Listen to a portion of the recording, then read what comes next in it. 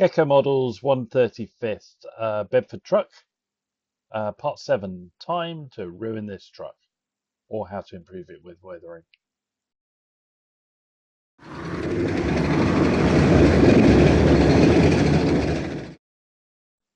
Hi everyone, and welcome back to the channel. If you're new here, it's good to have you with us. Right, let's get on to the weathering of this truck and try and make it look worn and dirty. So that's how we left it last time with the blue tack camouflage. And now I'm just going to go around with some sepia oil wash, just as a pin wash, around all the surface details, and then we'll blend it in. This took a long time because there's lots of details, especially on the cargo bed at the back.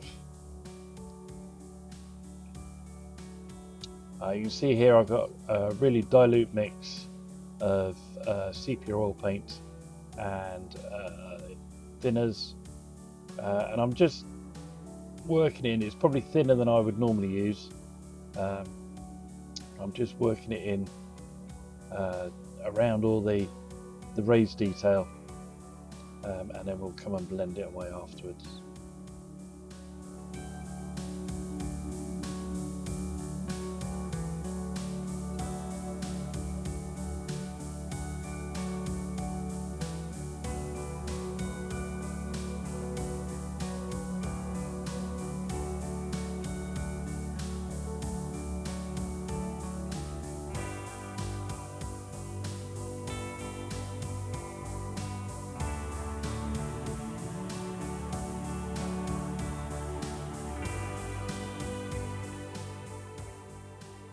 Okay, so here's the blending process. So I've just got a damp brush with odorless thinners.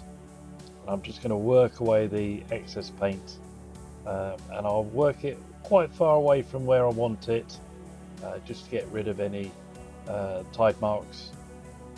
And you're really trying to blend it away into nothing.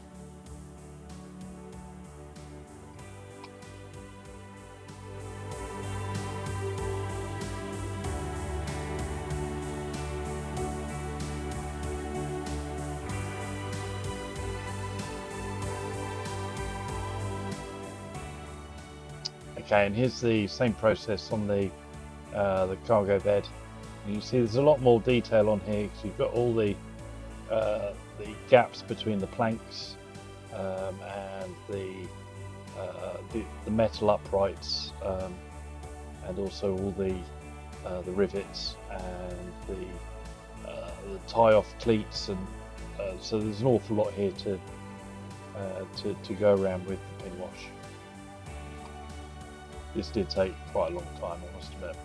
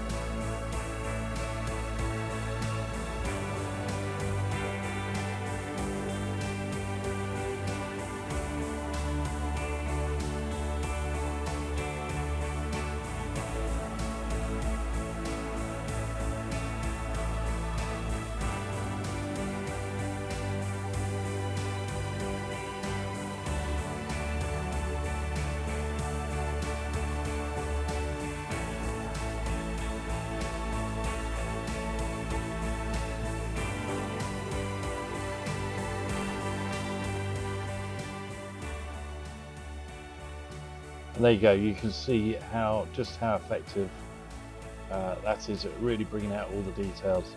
It will be much better when it dries. Okay, so once that has dried, we can move on to the chipping. Um, Now, I've found it really difficult to chip two-tone camouflage. So all I've done is I've used AK 3rd Gen buff, and I'm just going to use that as the initial chipping. Um, Sort of imagining that the green paint was painted over the brown, so therefore any chips would uh, go through the green to reveal a lighter version of the brown, and then we can come in with some steel chips after that. So just a bit of sponge, and I'm just going to work my way around anywhere where I think that the chips would occur. So corners, raised edges, the bumper, the steps, anything where there'd be heavy wear in this truck.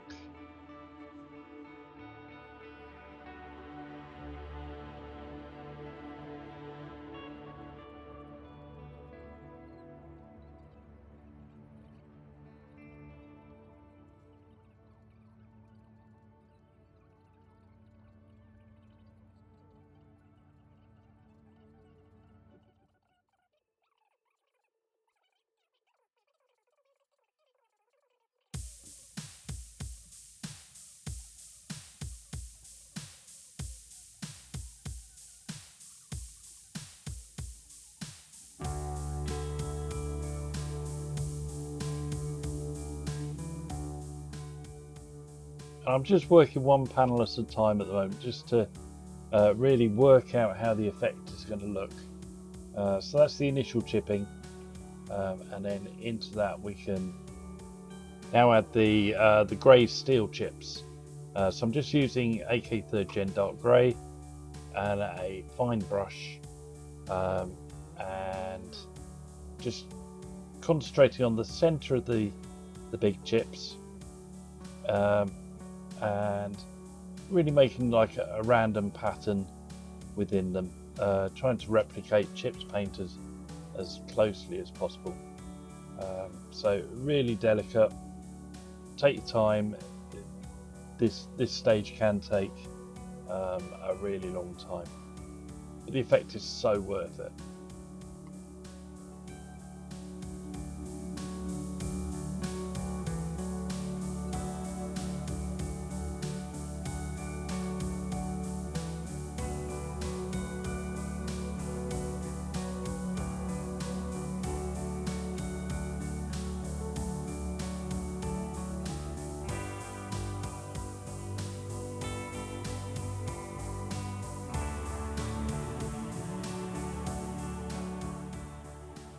Okay, so you can see how well that's worked. Really nice, delicate chips, and then they might look a bit too stark at the moment, but we'll come through and do some rust effects on that afterwards. I've done the door as well. Yeah, happy with it. And there we go. That's the cab done. Been all the way around, and as I say, just concentrate on the heavy spots. I've gone quite hard on that front mudguard and around the doors and the steps and that sort of thing. Okay, now the same process is on the cargo bed. So I've done the same buff chips, but obviously the wood is going to chip differently to the metal. So the center of the chips on the wood, I'm just going to use the original wood color, and just make it look like it's chipped all the way down to the wood. And then I'll do the same process as I did on the cab for the metal work.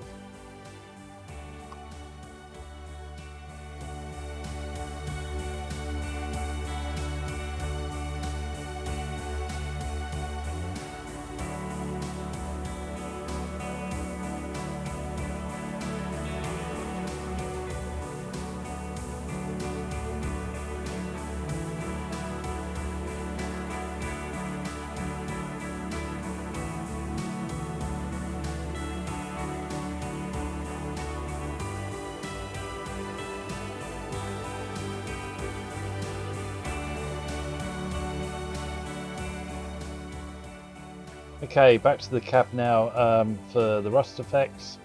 So I'm using a variety of Abteilung oil paints, the rust colours. So this is burnt umber or dark rust, and I'm just going to go over the chips. Again, not all of them, just the ones that you want to show that have been there a while.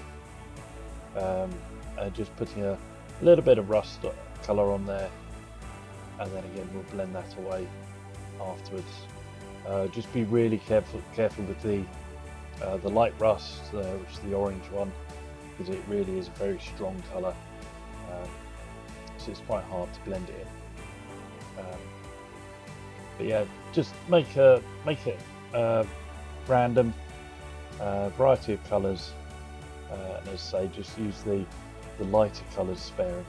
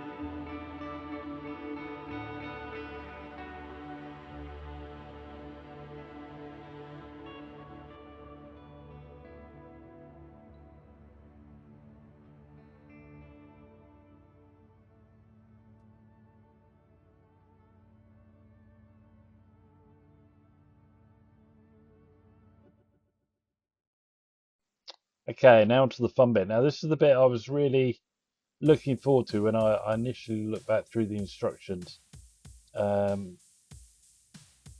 then I couldn't really work out how you're meant to do it, because the canvas roof comes down so far that there's no way you can thread the string through the holes.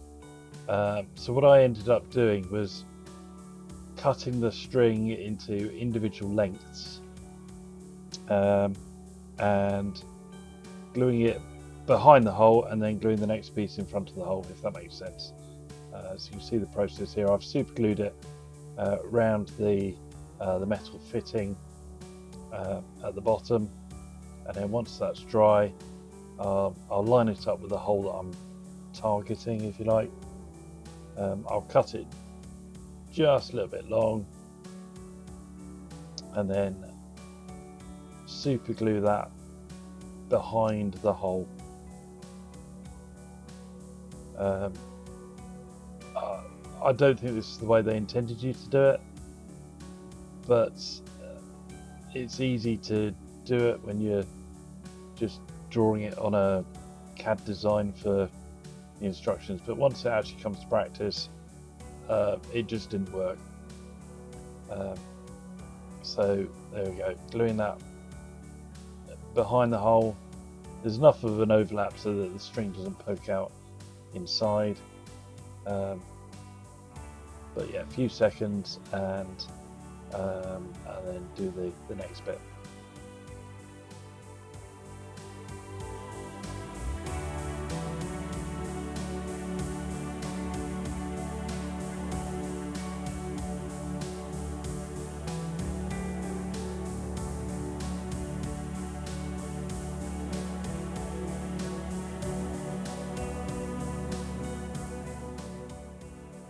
Okay, and we're really just finishing up now. So I've done, put the wheels on. I've used lighter gouache on that, and a few streaks on the body, just to get it really dirty. I probably didn't go as hard as I could on there. There's the string. It's worked quite well. I've painted it with deck tan and then gone over it with some a dark wash just to bring out the threads. Really happy with the canvas. That's worked really well. And then here it is, the finished thing. I think it's come out alright. Let me know down below what you think. I'm always interested in feedback. Let me know if you think I've gone too far or haven't gone enough. I'd really be interested to hear what you say. I like it. I think it's come out well. The kit, overly complicated in my mind. Lots of really, really, really small parts that could have just been moulded on. But yeah, really, really enjoyed it. I think the wood effect on the inside came out really well. That looks really realistic. The canvas I like. I was a bit unsure of the camo to begin with, but I think it looks pretty good. So I'd say let me know what you think down below, guys. Don't forget to like and subscribe. And yeah, look forward to seeing you next time. Thanks for watching. Bye.